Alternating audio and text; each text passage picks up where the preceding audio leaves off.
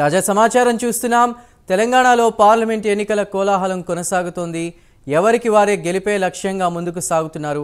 ఇప్పటికే బీజేపీ ప్రజాహిత యాత్ర, విజయ సంకల్ప యాత్రలతో ప్రచారాన్ని హోరెత్తిస్తుండగా పార్టీ శ్రేణులకు దిశానిర్దేశం చేసేందుకు ఈ నెల 12న కేంద్ర మంత్రి అమిత్ షా తెలంగాణకు రానున్నారు. పర్యటనలో భాగంగా ఆయన బూత్ కమిటీ అధ్యక్షులు, ఆ పై స్థాయి నేతలతో కూడా సమావేశం అవుతారు. ఈ సందర్భంగా రాష్ట్ర నేతలకు పార్లమెంట్ ఎన్నికలపై దిశానిర్దేశం చేయనున్నారు.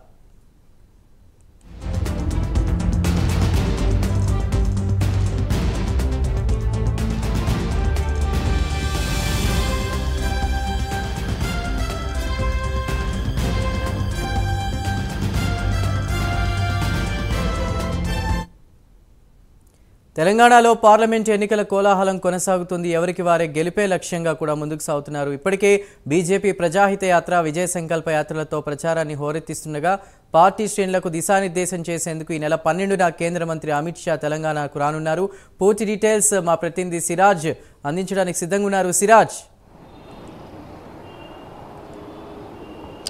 తెలంగాణపై బీజేపీ అగ్రనేతలు నేతలు ఫోకస్ పెట్టారు. ఎలాగైనా సరే 17కు 17 సీట్లు సాధించాలని చెప్పేసి కూడా సంబంధించిన కసరత్తు పూర్తి చేస్తున్నారు. అయితే ఇప్పటికే చూసుకుంటే దానికి సంబంధించిన తొలి జాబితాలో 9 మంది సంబంధించిన అభ్యర్థులను ప్రకటించారు. అయితే మరో 8 మంది అభ్యర్థుల ప్రకటన రావాల్సింది. అయితే ఎలాగైనా అంటే రాబోయే లోక్సభ ఎన్నికల్లో మాత్రం ఎలాగైనా దాదాపు చూసుకుంటే దేశవ్యాప్తంగా ఉన్న లోక్సభ నియోజకవర్గాల్లో మాత్రం దాదాపు 400 సీట్ల పైనే సాధించాలంటూ కూడా ప్రధానంగా ఫోకస్ పెట్టారు.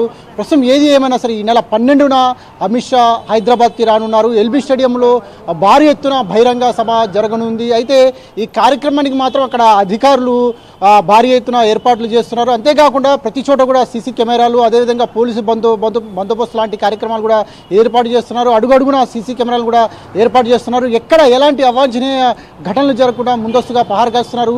సభ జరిగే కార్యక్రమం దాదాపు 3-4 కిలోమీటర్ల వరకు కూడా 144 సెక్షన్ విధించారు. ప్రస్తుతం అయితే అమిత్ షా అంటే ప్రధాని మోదీ ఆ 2 రోజుల పర్యటన అనంతరం కూడా మరోసారి తెలంగాణకి అమిత్ షా రానుండడంతో ఒక్కసారిగా ఆ బీజేపీ నేతలు కూడా ఎంతో సంతోషం వ్యక్తం చేస్తున్నారు. ఎందుకంటే తెలంగాణలో ఎలాగైనా సరే పట్టు సాధించాలి, 17 సీట్లు సాధించాలని చెప్పేసి కూడా కసరత్తు చేస్తున్నారు. ఎందుకంటే గతంలో ఏవైతే లోక్సభ సంబంధించిన స్థానాల్లో గతంలో ఓడిపోయిన స్థానాలు ఏవైతే ఉంటాయో ఆ ఓడిపోయిన స్థానాల మీద ప్రత్యేకంగా ఫోకస్ పెట్టింది.